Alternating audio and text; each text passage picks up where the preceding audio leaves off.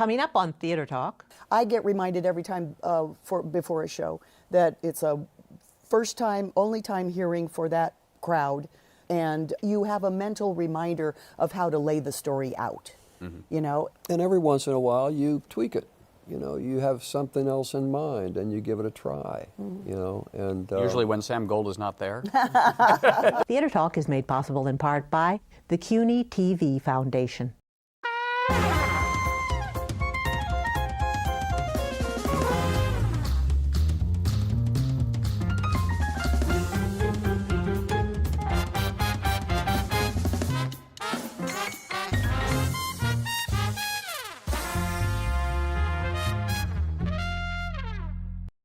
Also, here's another thing that bothers me.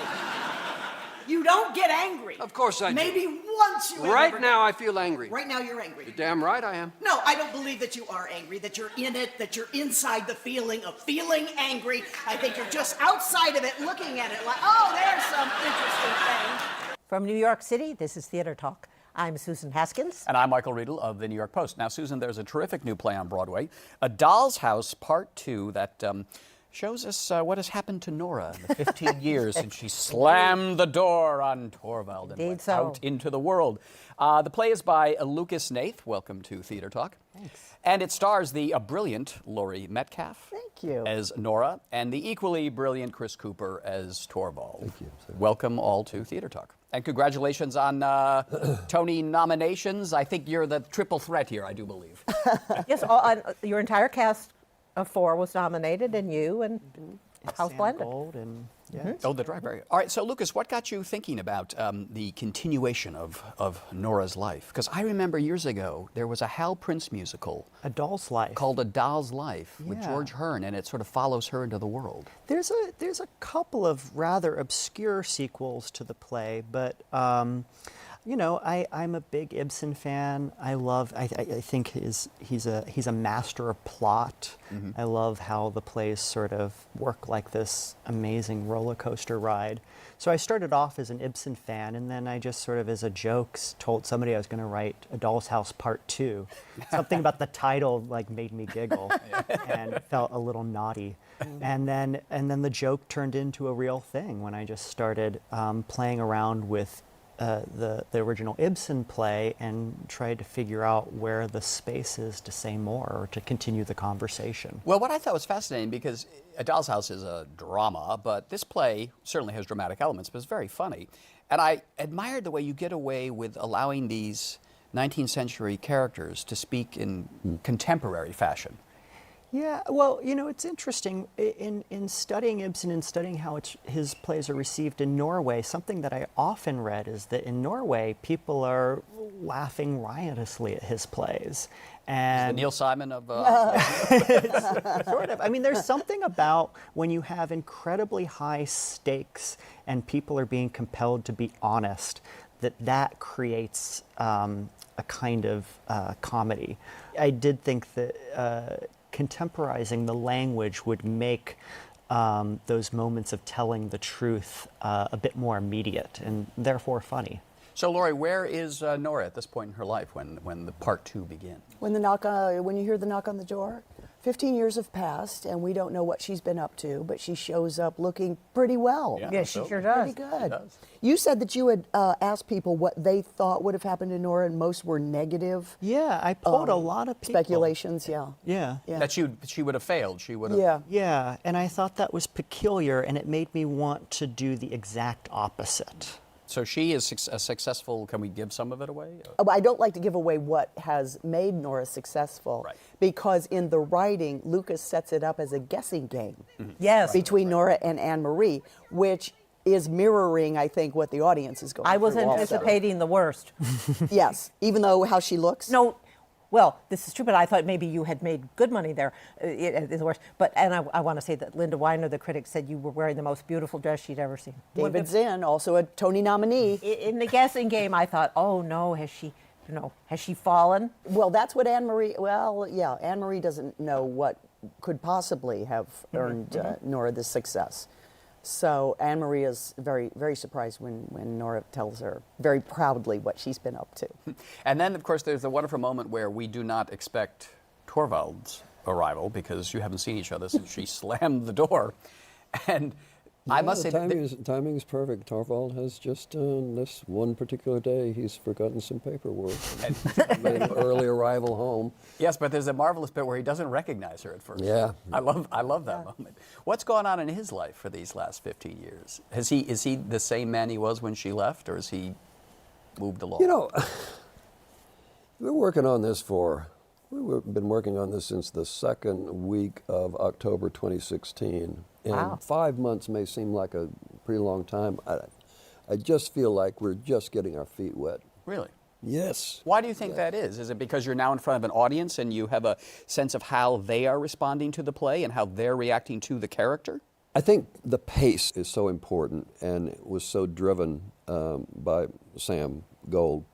Just recently have I been given the time settling in here to really think and begin to personalize this character.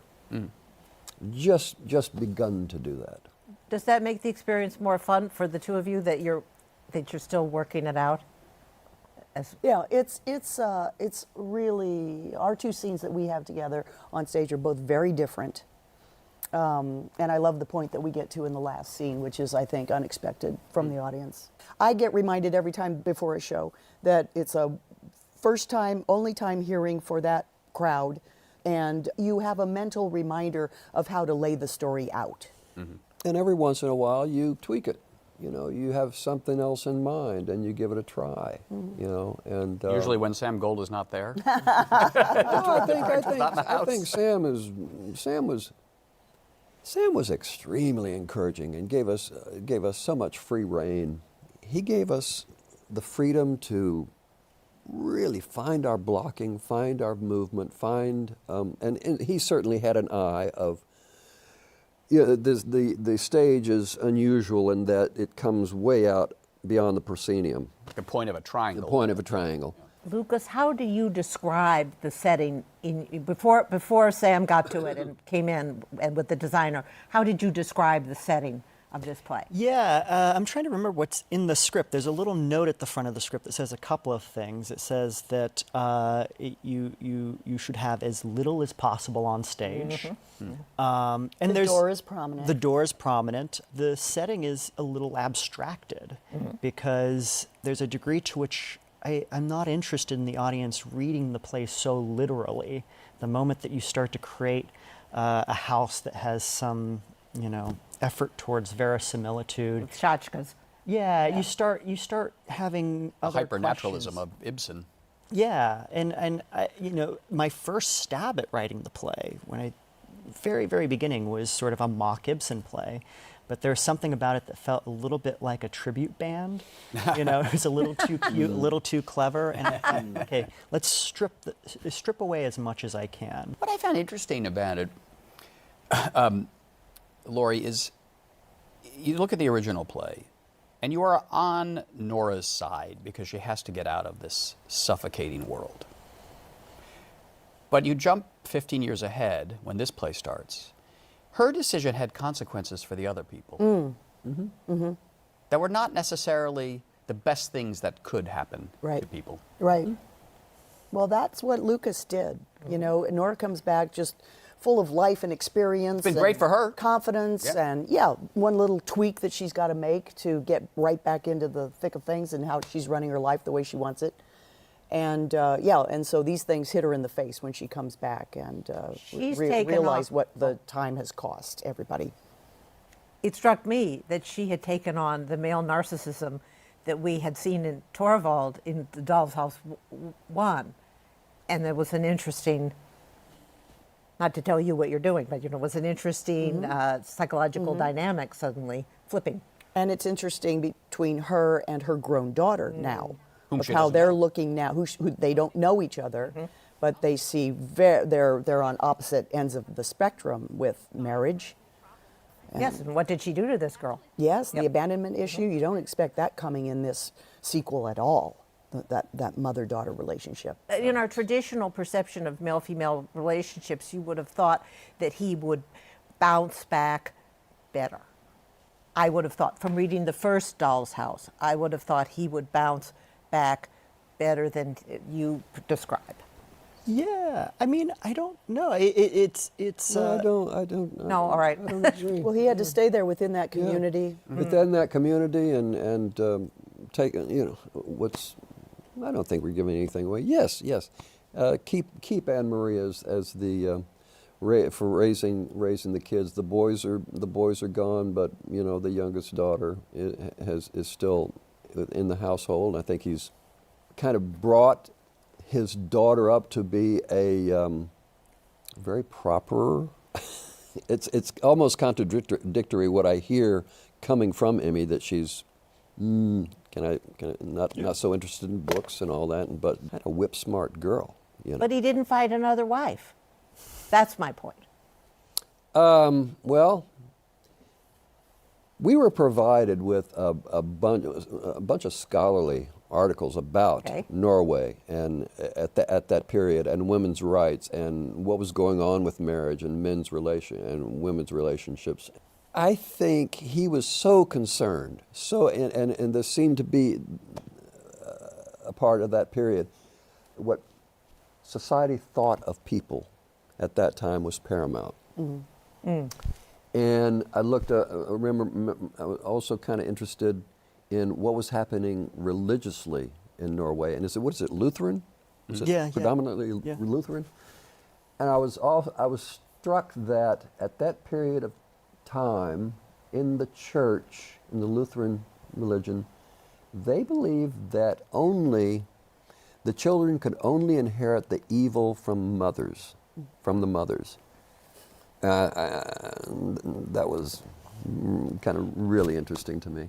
But no, I imagine in a quiet little town, Norway. Not a lot of He's singles settled bars in. back then. He's settled in, and he's not an outgoing man. He's a man of numbers and money, and I just think he found his quiet little niche, you know. Is it possible, Lucas, that he? Because I always saw this in the original play, Doll's House Part 1. He does love Nora. Yes. And I think he still loves Nora in his way. He doesn't understand her, but he does love her. Well, when I started writing this play, I went and found a really bad translation online, cut and pasted it into a document, and tried to write Ibsen's play in my own words. And I stripped out any of the stuff that we sort of associate very easily with A Doll's House. So I stripped out the references to macaroons. I stripped out the my little bird, squirrel, all that stuff. And thank God. When you take out a lot of these little, I mean, and they're absolutely integral bits, but when you take out these things that we sort of very quickly associate with the play, something that became very clear to me is that the marriage between Nora and Helmer, they are two people who are stepping around each other. They don't want to get into a fight. They want everything to just be nice and comfortable and it's all of that avoiding of the difficult stuff, the anger, that seemed to me to be the real problem in this marriage. And so that created a mandate for the sequel. They need to have it out. Yeah, no, you do. It's a fascinating play. Like everybody, I think we kind of brought up Lucas has so developed points of view. I mean, that's paramount in this script. Each person has a valid point of view over these, since Nora has left, and I mean, the folks that are coming backstage after the thing saying, well, I didn't like Torvald in the opening, but I learned to see his side of it. Certainly see the millennials certainly see Emmy's side of it, and there's a I'm sure there's a group that totally probably a big group that totally sees Anne Marie's. Yes, the middle-aged servant group. We do. Yeah. But Nora's side is still, I'm having a good time in my life. Well, But she's got her yeah. arguments. She's Yeah. still got her strong, she does strong her thing. arguments too. Yeah. Yeah, and there's a commitment to her, and her fight's not done. You know, Absolutely.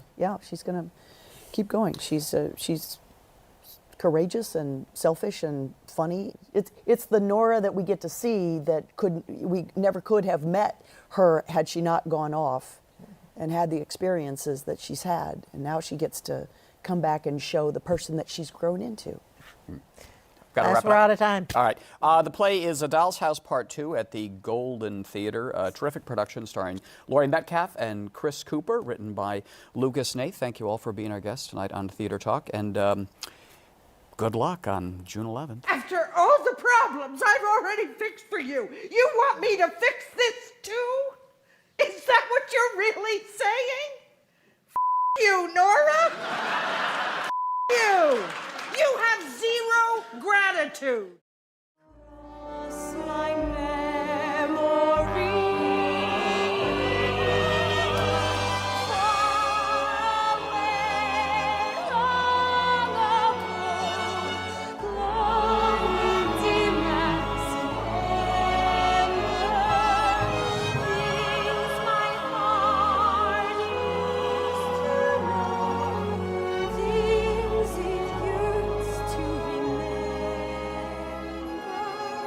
Now, Susan, there was a hugely popular animated movie in the 90s, Anastasia, which you saw when you were a little girl, right? Yes. Right after Pinocchio, right. Right.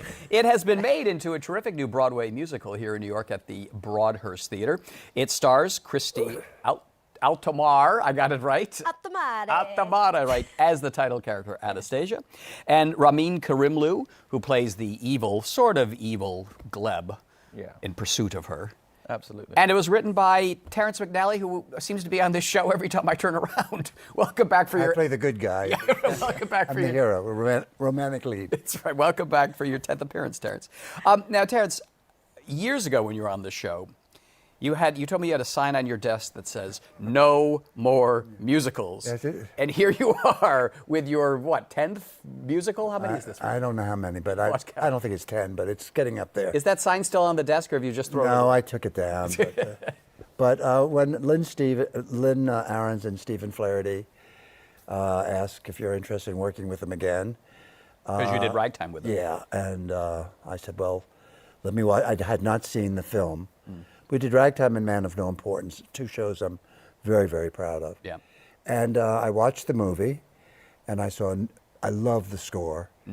And I did remember dimly the Ingrid Bergman movie. Yes, of course, yeah. And I said, I think this could make a terrific musical, but it's got to be about real people, and we can't have singing animals, and it's got to be set in an historical context. Right. People like Lenin and Bolsheviks really existed, and a family called the Romanovs were executed. Yeah. And there was a rumor that one of them escaped. Yep. And she wanted to be reunited with her grandmother. And all this was very appealing to me because it's a modern fairy tale with real seeds in reality, the history of Europe. So I said, I'd be very interested. And we had a meeting and we started working it was just about 4 years ago they called me. Having delved into the Romanovs and the history, and we know through DNA that Anastasia really, she did die. Yeah. But why do you think people have clung to this idea that she escaped for so long? What is appealing about it? I think we love good fairy tales, good mysteries. We love stories about people searching for their identity. We all have a longing. Who are my ancestors? What are my precedents as a person? And there's something very human about wanting to find out who I am. I think we've created a modern fairy tale. But also what is a historical reality is that this was really an opportunity for some young woman if, in fact, she turned out to be Anastasia. And Christy, your character has amnesia, right? Yes, she has amnesia. And at that period in time, in Russia, there was a lot of people destitute, fighting to get bread on the streets. And so it is an alluring thing to, maybe grandma will have the answers, and be able to. Maybe I'm not this. Maybe I'm not this poor person. Maybe I'm not poor. Yeah. Maybe, yeah. And the number of bodies in the grave of the Romanovs, Anastasia's body was not there. Isn't this what, because They now. learned many years later she was buried 200 yards away in In came another pit. DNA, and they so there was a figured it real out. basis for these rumors to have started. Yeah. Yeah. Now, Ramin, you're the bad guy. So they say. You have that dark bad guy look about you, I must Well, you're say. the It's very communist. fetching. Well, You represent the communist. yeah, Deputy Commissioner Gleb Vaganov, you know, And he must Bolshevik. And he must destroy her because the Romanovs must be wiped out. There can be no rallying point, right? The dilemma is if you are if Anya is Anastasia, what do I do about that? You know, knowing that what we did, well, what my father and his folks did. What did your father do? He was one of the guards that was there. Oh, the one that killed him. Oh, The one of the trigger. killers, yeah. The execution That's right. squad, He died of shame. You kill women and children. That, point blank. even for them, this was not the way to go about it. There's a lot more of this in the musical than there is in the Disney. It was not a Disney movie, in the cartoon movie. Yeah. You're showing us both sides Yeah. of the issue in this musical. We tried to make it a musical for Broadway. It is indeed. Not an adaptation of either film. And I said to Lynn and Stephen, for example, the movie opens with the most famous song from the film, Journey to the Past. Now it's our Act One curtain. And I said, I think Act One should take place entirely in the repressive society of Leningrad in 1927. And Act Two takes place in the liberated Paris of Picasso, Stravinsky, Yes. modern art, jazz, women wearing short skirts. But I do want to say at the beginning of Act One, you do have the fabulous Romanov ball with the beautiful beaded costumes. And There was something very seductive about that way of life. We could all daydream about Yes. living that way. But I do like the fact, though, Terrence, that I just could never see you doing an animated movie. I couldn't either. That's why I said, if you want a singing bat, there's a famous bat in the movie. And I think a chipmunk or two might have a number. I said, I'm not your guy. It's a great movie. But I don't do chipmunks.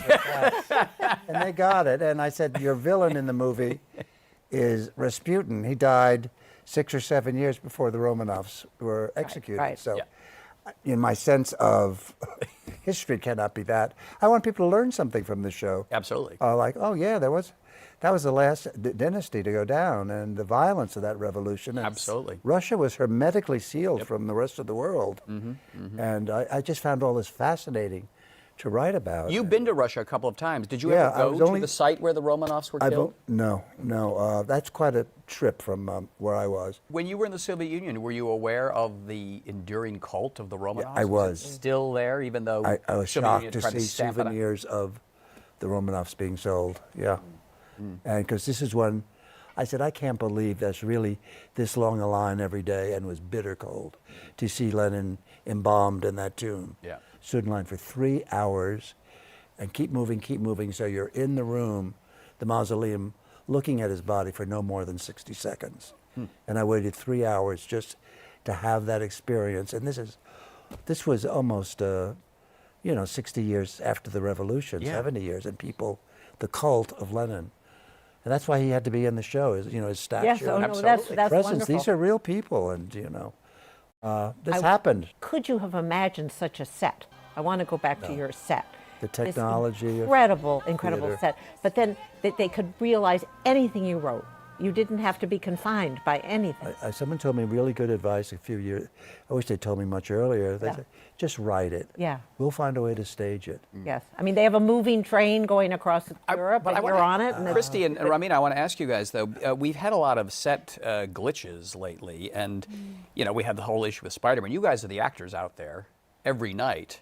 These sets are getting bigger and more complicated. Is there ever a moment where you think, good God, I could be in jeopardy because the technology is so huge on Broadway now? It's a case-by-case basis, and this team has always made us feel safe from the very beginning. I think when first time we got on the train, we ran it so carefully to make sure nobody got hurt and everything was super safe. Our director, Darko Trezniak, was so good about that. I was very impressed how he put actor safety above everything. Well, Ramin, you've Three been in some of them. You've been turntables. in Phantom and Les Mis, turntables, chandeliers. Yeah. Is it getting out of control to some extent? No, but I've been stuck in that angel a couple times. Oh, and the Phantom, right? Yeah. I remember stuck there and it starts swinging and they're like, ladies and gentlemen, we're going to take a break. I'm like, you're going to take a break? I'm stuck on it. I got nowhere to go. Like, don't move. I'm like, what do you mean, don't move? I'm not going anywhere. Well, don't miss Anastasia at the Broadhurst Theater. Beautiful new musical written by Terrence McNally with Lynn Ahrens and Stephen Flaherty. I'm sorry they couldn't be here to join us, but A lot of new songs. a lot of yes. How many Only new about songs? 4 from the movie and yeah. 9 or 10 brand new ones But the that movie are gorgeous. songs, the movie songs, people applaud Oh, the yeah. movie songs. They're so happy to hear them, and then they're wonderful new songs. And they love the new Yeah, songs just yeah. as much, so that's Yes. great. Starring Christy, Altomare, and Ramin, Karimloo. We'll see you at Anastasia with our tiaras on. Are you the kids? The girls show up with tiaras. Lynn and Steve told me I've seen a few. they all come with tiaras, don't they? Yes, it's adorable. Terrence And they McNally, you are now a teen idol. Did you ever think? Sometimes I say, did I write this show? There's no 4-letter words, not even partial nudity, and I wrote it. All right. Sign of something. Okay, Anastasia at the Broadhurst. Thanks a lot for being our guest tonight on Theater Talk. Thank you. Dancing there's painted wings, things I almost remember, and a song someone sings once upon a December.